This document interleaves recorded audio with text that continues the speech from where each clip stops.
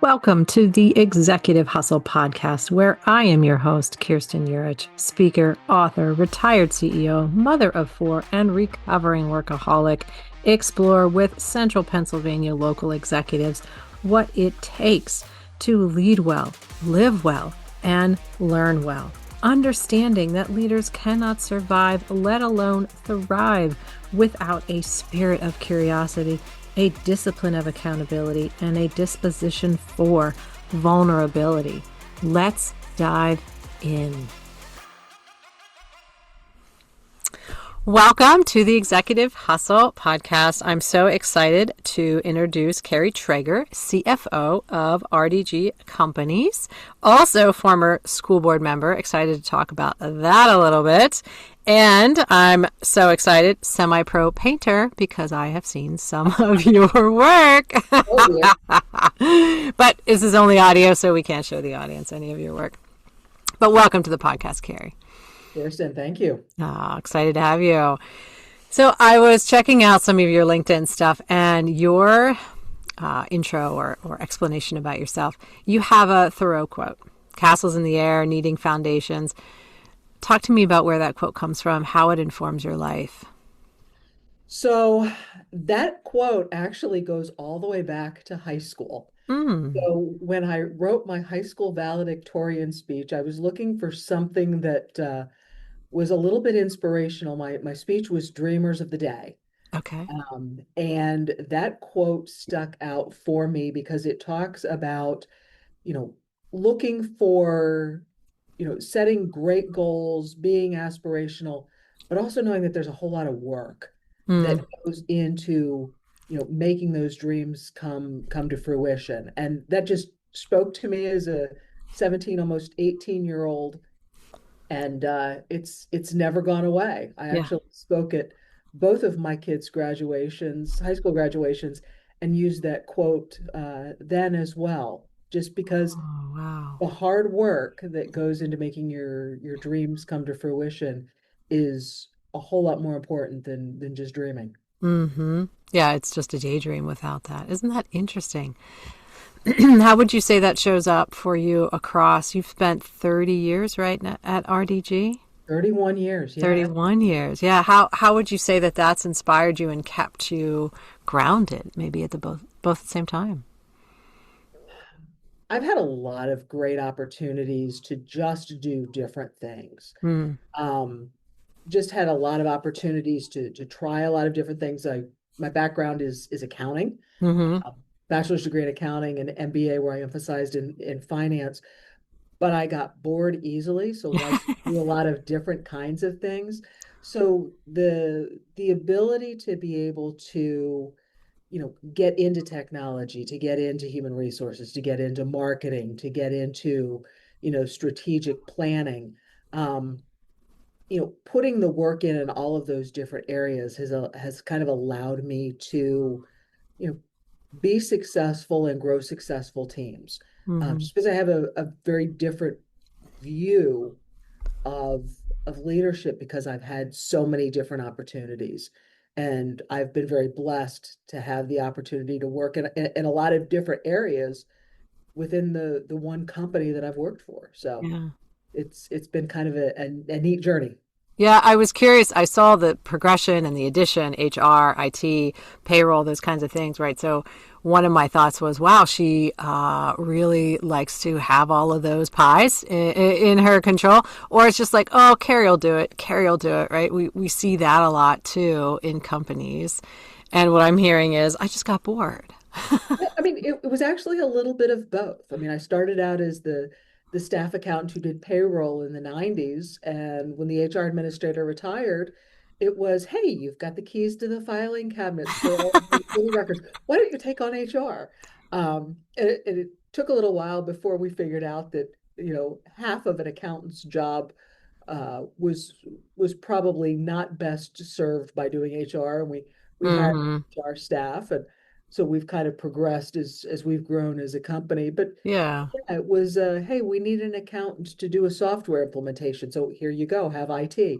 Um, Jeez. so a lot of it was being bored, a lot of it was being in the right place at the right time, and a lot of it Mm-hmm. was just being super, super curious about, you know, Yeah. what it takes to, run a group of companies. We have a real estate management company, a construction company, an excavating and paving company, an HVAC plumbing company, kind of getting into Mm. the weeds of how those companies run by doing software implementations, meeting employees where they are, from an HR standpoint.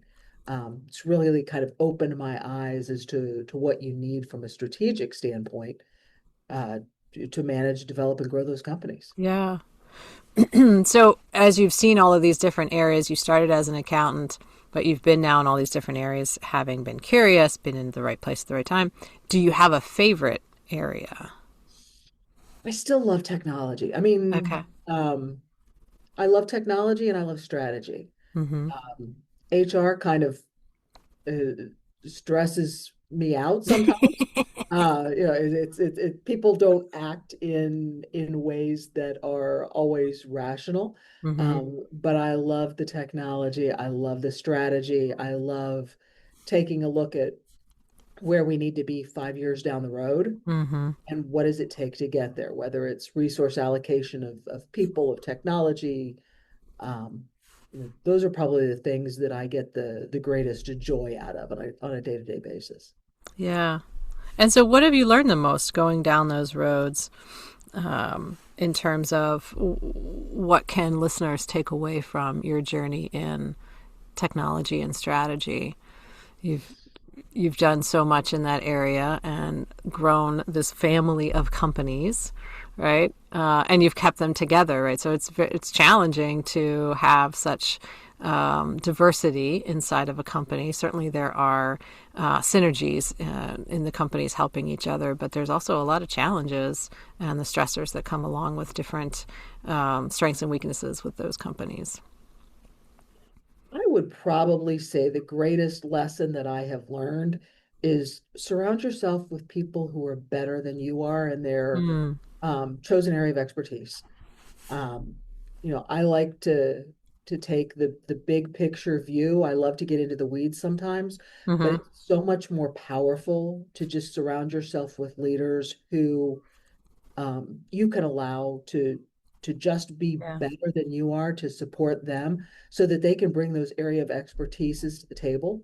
Um, not be intimidated by people who are more intelligent than you are in their area of expertise. That's probably the biggest life lesson that I learned. Mm-hmm. You go back to Carrie of the 21, 22, 23-year old. You want to be smart, you want to be heard. Um, I think my greatest leadership lesson is sit back and let people around you thrive. Yeah. Because that's really where the great ideas come from. One of my last questions, you're jumping ahead, is what would Uh-oh. you tell the 22-year-old Carrie? Ah, I think one of the challenges that I had early in my career was, especially early in leadership roles, is I wanted to protect the Oh, okay. people around me. Kind Hmm. of a little bit of a, mama bear. If there was a difficult situation, I Yeah. wanted to make sure that nobody had to face those hard situations if I could step in. Mm. I think I would tell that 22, 23-year-old, let the people around you learn how to address those challenging situations. You don't have to save everybody. Oh. Um, you can be there to support them, but you don't have to be the one leading the charge. People don't necessarily need you to take care of them. They need to learn how to thrive on their own. Mm-hmm. That was probably one of the hardest lessons for me to learn. Just because I wanted to take care of the people around me. Right. That kind of does people a disservice sometimes. You want to give them an opportunity Mm-hmm. to Mm-hmm. grow and learn how to address those issues on their own. And some of my greatest, I guess some of my proudest moments have come from when the people around me who I used to protect, you know, thrive and address challenging situations without needing me there. Yeah. We think we're serving them by Yes, saving them, and we're limiting them. correct. That was Yeah. probably the hardest leadership lesson for me. Mm, that is super powerful. And, as you're saying that, I'm having the parallel flashes into parenting. Oh, absolutely. Mm-hmm. Mm-hmm. Absolutely. Watching your kids grow and flourish, you want to take away all the pain, take away all of the hurt, Yeah. not let them stumble. But at the same time, Right. it is so awesome when you see your adult children grow and flourish and take on challenges that at a young age. Yeah. I have a 21-year-old and a 24-year-old who Mm, are amazing young adults, and it's awesome to see them take on, you know, big decisions, mm-hmm. hard challenges. Some of the things, some of the stories that I hear, in the workplace that, my son is now able to tackle. It's really, really rewarding to see how they grow. And the foundation that you helped lay, let them build on it. Yeah. Yeah. And that's really the narrative of how am I best leading and serving is creating the conditions for them to face challenging situations on their own, preparing them for versus doing for. But I think young leaders, like you said, your 22-year-old self, I picture myself as a young leader, that protection. Boy, I wanted to get in front of any body block that, shit rolling downhill for any of our teams. And you think that's the job. And so many young leaders think that's the job. It's like a rite of passage. So interesting that you say that. So speaking of kids transitioning to education, your time as a board member, how did this come about? How you put yourself in the line of fire here? The board of Well, school boards are challenging, I think. school board, that was a very interesting 10-year period of my life. Yeah. So I have, I come from a family of public educators. My Yeah. mother, Okay. my grandmothers, aunts, uncles, my husband, who's about ready to retire, is a public educator, my brother. So Mm-hmm. I've always had a big focus on public education. Mm-hmm. One of the things is I always thought, hey, when I retire, is I would love to give back is to sit Okay. on the school board. Um, a number of years ago, my parents were getting ready to leave on an overseas vacation, live in the same school district as my parents at the time. And my dad gives me a call and he says, "You always said you wanted to be on the school board." And I said, "Well, yeah." And he goes, "There's an open 2-year term. There's nobody running. I want to write you in." Oh God. He's like, "Am I allowed to do that?" And I said, "Sure." So I, went out during the primaries, did a write-in campaign. There was an unexpired 2-year term, and I said, "Well, I'm going to try this. It's 2 years. I can do anything for 2 years." What could go wrong? Well, and I would say for 7.5 of the 10 years that I was on the school board, um, it was an incredible experience. I mean, there were ups, Mm-hmm. there were downs. Local government is one of the places where you have the most ability to affect change. Mm. We saw Yeah. improvements in, the district's financial status. We saw improvements in curriculum. We Mm-hmm. saw improvements in all of our facilities and our buildings. So it was great. It was awesome. And then this thing called COVID. And then, And even still, we felt really good about what we were able to accomplish. The yeah. district where we were living, um, after you got through those opening months, we were able to offer a full virtual, a full in-person, and a hybrid model for every student. Mm. So, those opening days of COVID were like, we are serving the community. Yeah. We felt really, really good. And then we hit a very, very, very divided, divisive time in our world. And the last 2.5 years became very, very political. And that's probably the only part that I didn't enjoy. Sure. Um, because I felt like for 7.5 years I made a difference. And for 2.5 years I just sat through some real political divisiveness, which was Mm-hmm. very um disconcerting because we were there to meet the needs of the kids. Yeah. We were there to be, to serve the community, and it became a lot of political gamesmanship, which really was not what we were there for. And thankfully, my husband and I moved out of the district, and I didn't have to sit for another term. Problem But solved. but yeah, no, still one of the greatest experiences of my life. Wow. Really, giving an opportunity to serve at that level Hmm. was an incredible experience. Yeah. What would you say are similarities and then differences between the way the school board works and, what you've seen through your years in business?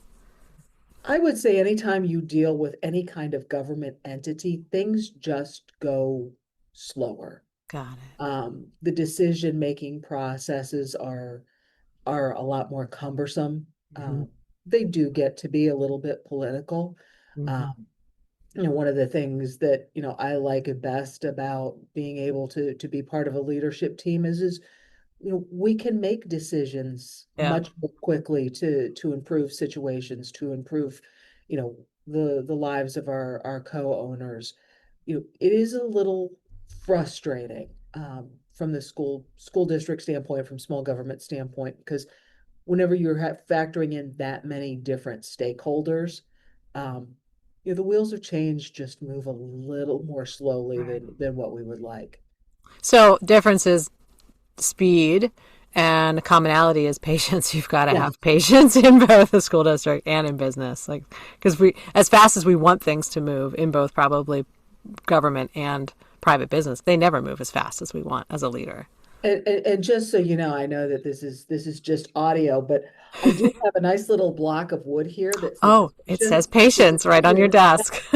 Um, So as but you need it, you can rhymes stare at it. do. That is one of my greatest challenges is patience. So Yeah. it sits right here, reminding me on a daily basis as to Uh-huh. where I need to be better. Pull from all the time. Yeah. What did you say you learned the most from your 10 years experience there as a personal takeaway? Personal takeaway. Serving others is a gift. Hmm. Um, it is being able to contribute to your community, to the lives of others is an incredible gift. Yeah. It can be extremely frustrating. It can be stressful, Hmm. but it's probably uh, one of the greatest things that you can do. That's beautiful. It is certainly frustrating at times. So I'm sure you had some challenging meetings We to did. get through. Yeah. Well, thank you for your services, having 4 kids going through education. We need good people on boards, no matter what district it is in. What's the biggest myth about public education that you could bust for us right now? Oh, biggest myth. Oh, um, teachers are some of the hardest working human beings on the planet. Hmm. They are some of the most stressed people. Yeah. I had a leader one time who told me one of the most frustrating parts of his career was when he had responsibility and no authority. Oh, yeah. Hmm. Um, our public educators have the responsibility of the world Yeah. on their shoulders, and they are governed by rules and regulations and policies that were, for the most part, crafted by people who don't understand the needs of education. um, there is probably more stress on our public educators than almost any other position that I know of. I've Yeah. often heard it said things like air traffic controllers. Sure. Yeah. You have the weight of the world on your shoulder. My experience, air traffic controllers, nurses, and public educators are probably the most stressed people Yeah. in our society because they don't have the ability to control their surroundings. Hmm. Um, and they have an incredible responsibility. Yeah. So whenever you hear people, oh, well, teachers, oh, they have Oh, summers off. summer's Okay, off. great. Right, right. We go No, no, right no. to that. We go Yeah. right to that. Yeah. Um, Hmm. you know, really the stress that you see with our Yeah. public educators is incredible. They're heroes. Yeah. That's beautiful. Thank you for that. One of the unique things that I knew we could talk about relates to something special you have at RDG, which is an ESOP. Yes. And some listeners may be familiar with that and some not. So, but I think it's super unique in terms of there's probably lots of pros and cons that I would love to talk about in terms of what it affords you as a company in terms of financial stability and incentives and culture and HR and those kinds of things. So, could you describe what an ESOP is, and then just good, bad, ugly, go a little bit into that for your company and where it came from, how you decided to do that, what it has done for you, if somebody's considering that, sort of what they should be thinking about. Sure. So the ESOP journey is very, very complex. Yeah. Uh, we are what we consider a fairly young ESOP. We've only been an ESOP for 5 years, but what an ESOP is Okay. an employee stock ownership plan. Um, if you rewind the clock a little bit and go into 2020, we were a company of 14 shareholders. Mm-hmm. We had a number of shareholders who were approaching retirement age, and we were trying to identify a strategy that would allow us to retire their shares and keep our companies intact. We've been around since 1967. So, as a company, we've been around for a while. We wanted to Yeah. stay intact and be around for another 50, 60 years. Um, so one of the options that was brought to us was turning the ownership of our company over to our employees. Okay. Now, that process was expensive. Mm-hmm. Um, it's one that I had an advisor tell me, ESOPs aren't for everybody, but if you have a strong leadership team in place Okay. and you have a culture that is, focused on just growth and continuity, Okay. there's some real value there. So 2020, we became an ESOP. Um, the Probably the greatest benefit that we have is the ability to be able to operate continuously, to continue to grow. There's a little bit of a benefit in that ESOPs don't pay taxes. That Good. gives us a little bit more money to invest in our growth, in our Mm-hmm. employees. An ESOP is a retirement plan. Okay. So as we are distributing shares to our employee owners every year, we are contributing to their retirement success. Mm-hmm. So, those are great, great opportunities. As we continue along the ESOP journey, we really talk to our team about being employee owners. We really talk about the fact that, being an employee in an ESOP is not for everybody. Yeah. You have to have an ownership mentality. We spend a lot of time talking to our team about what each and every person can do to contribute to share value. We talk about the customer service when we have an HVAC tech who goes into somebody's home and gets a referral to someone else, how they're growing revenue, how they're growing profit, how Sure. they're growing share value, how they're growing retirement stability for every person. Um, so it's been a long journey. Mm-hmm. But it is something that it's something that sets us apart. It's something that allows our people to take a little bit more pride in what they do. We like to think that our employee owners don't feel like they're just a cog in the wheel, Right. like they're actually contributing to the success of all of our companies. Have you found that to shift that mindset into, say, like an owner's mindset at every employee level? So you think about them as owners, I guess, right? They're We do. shareholders. And and it's a lot. It's an educational process because Yeah.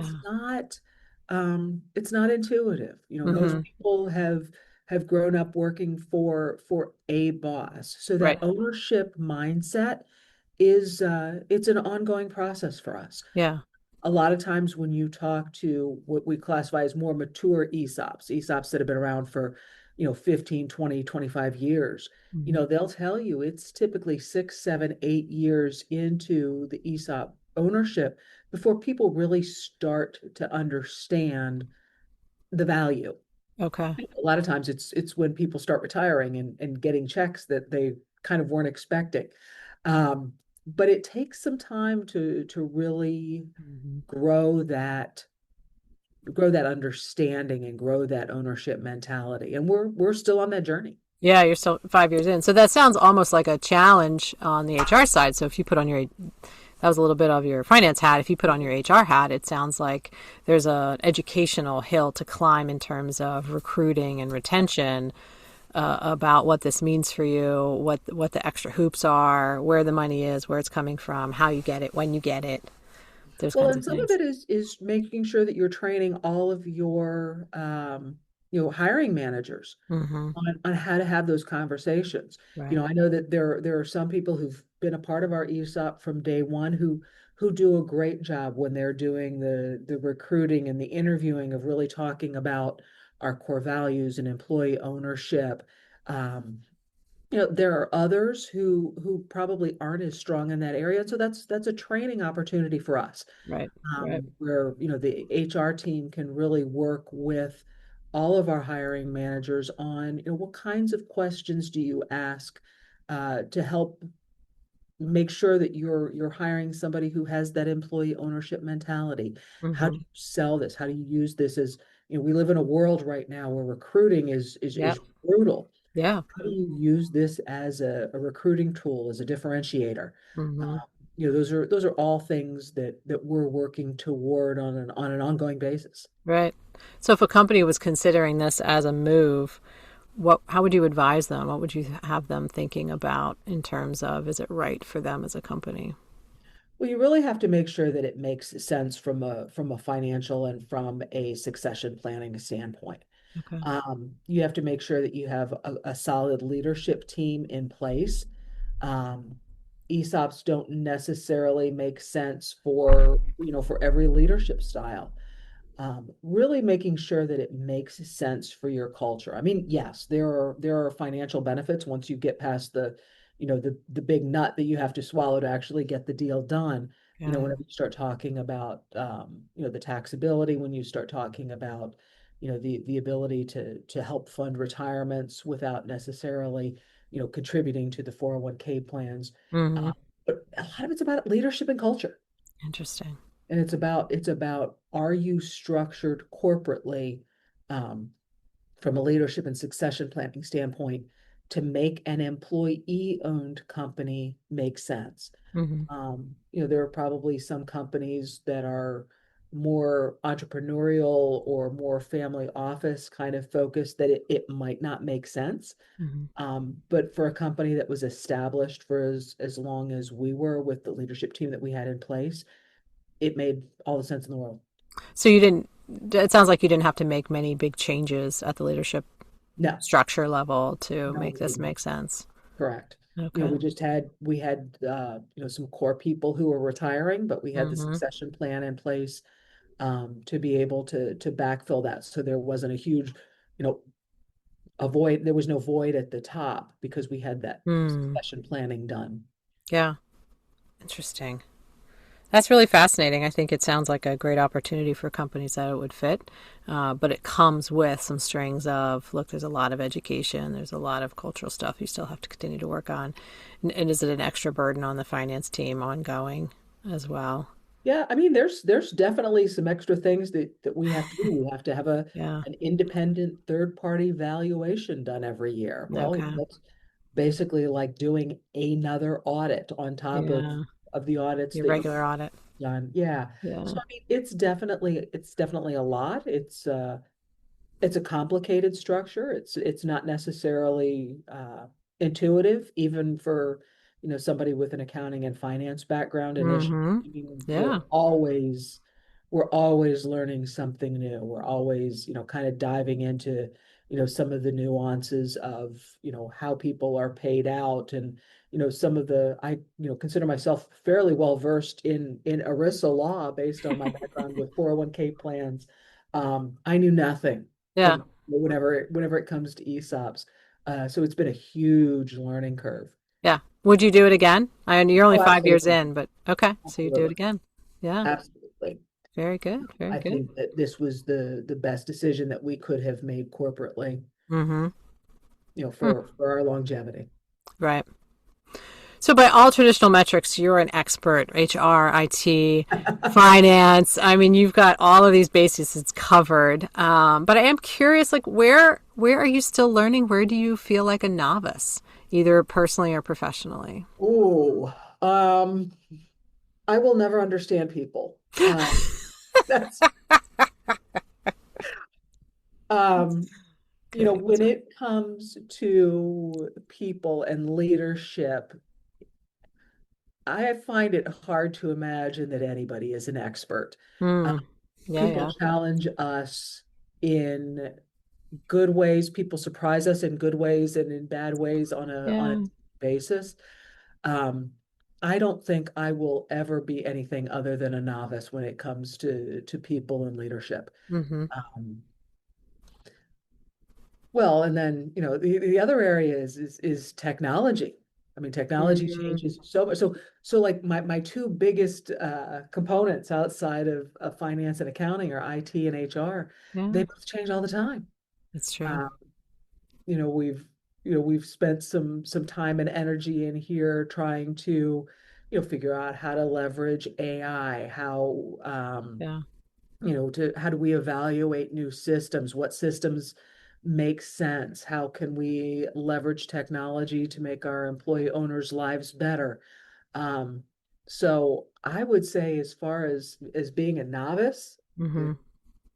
yeah, definitely AI and definitely people. People Yeah. always surprises.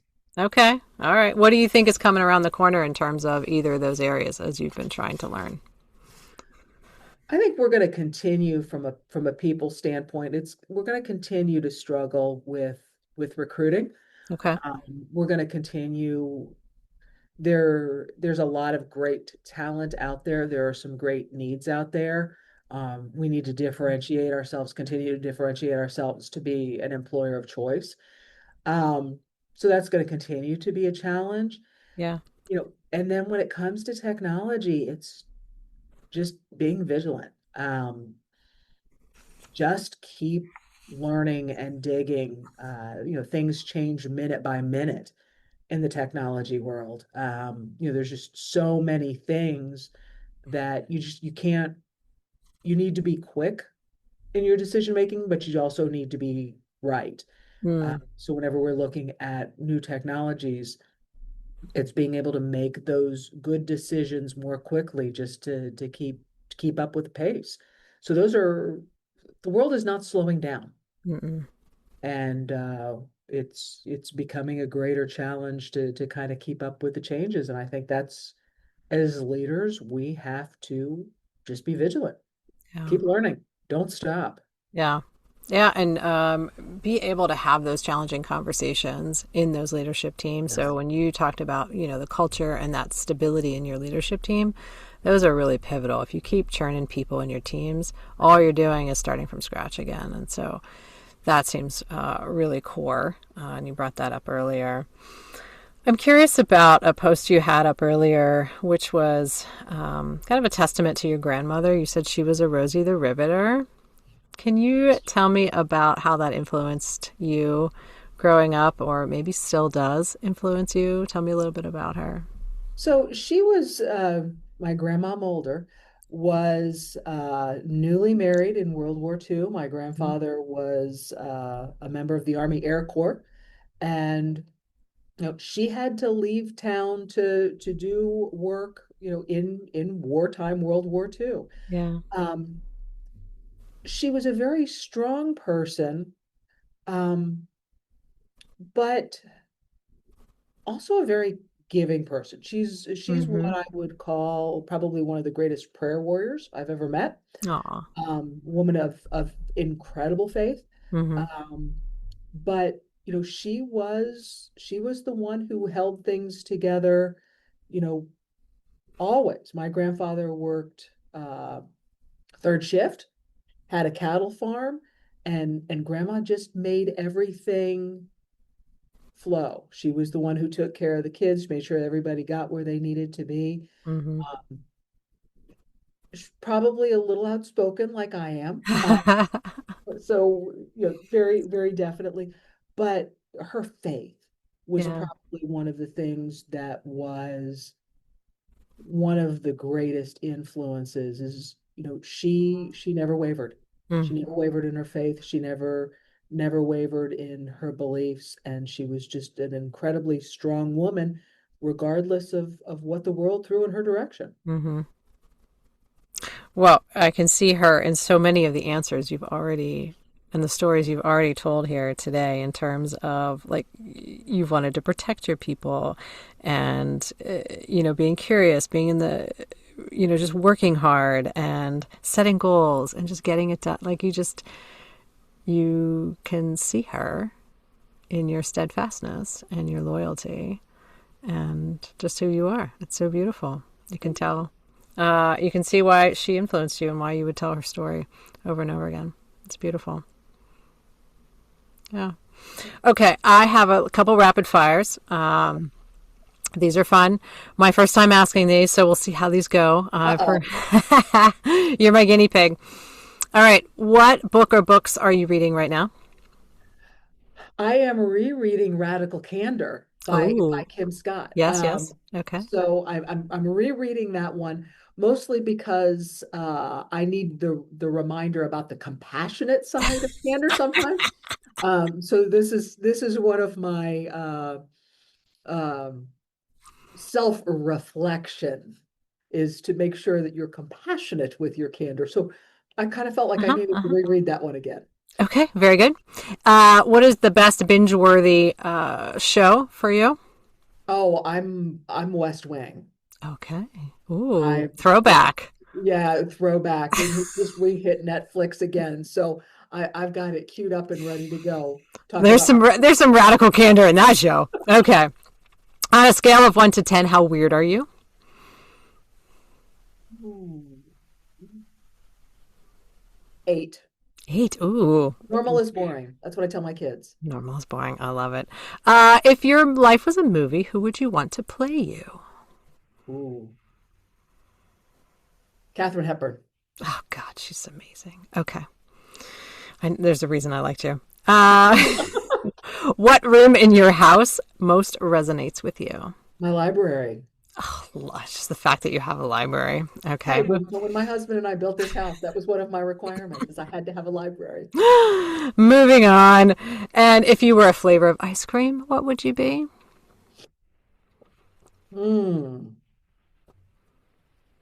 Coconut chocolate chip. Tell me where you can Little buy that. nutty, little sweet, a little different. Yeah, it goes with the 8. There you go. Right? Goes with the 8. Carrie, this has been so much fun. There's so much underneath the surface of you. It's why you're an 8 and you're a coconut nutty chocolate chip. I just love it. So basics here are part of the story, right? Get the basics right. Be curious with your team. Don't body block. Let them grow, right? Loving them is letting them grow. Serving is a gift. You're 10 years on the school board. Thank you for that. That was amazing. Great education on the ESOP. Really good for some listeners I know that are interested in that. And just a real lovely testament to your grandmother. Every time we say people's names, they are alive for us. So just wanted to give you that opportunity. Thank you so much for this conversation. Kirsten, thank you. This was so much fun. Yeah, awesome. If anybody wants to reach out to you, how do they find you? Or RDG, if you want to plug. DG, uh, you can grab me on LinkedIn or Okay. you can email me at ctraeger@rdgcompanies.com. All right. And I'll have all that in the show notes. So thank you, Carrie, so Thank you, much. Kirsten. Take All right. care. Take care. Bye. Bye. Thank you for joining me today for another great hustle conversation with the Central PA executive. You can find out more about my guest in the show notes. And if you liked the episode or have something to add to our conversation, please find me on Apple Podcasts, Spotify, or wherever you listen. Subscribe, rate, and review. Remember, leadership is best practiced in community. You know a leader who needs to hear something from this episode, so pay it forward and send it to them today. Don't wait. Until next time, the best leaders not only lead well, they live well and learn well. Bye now.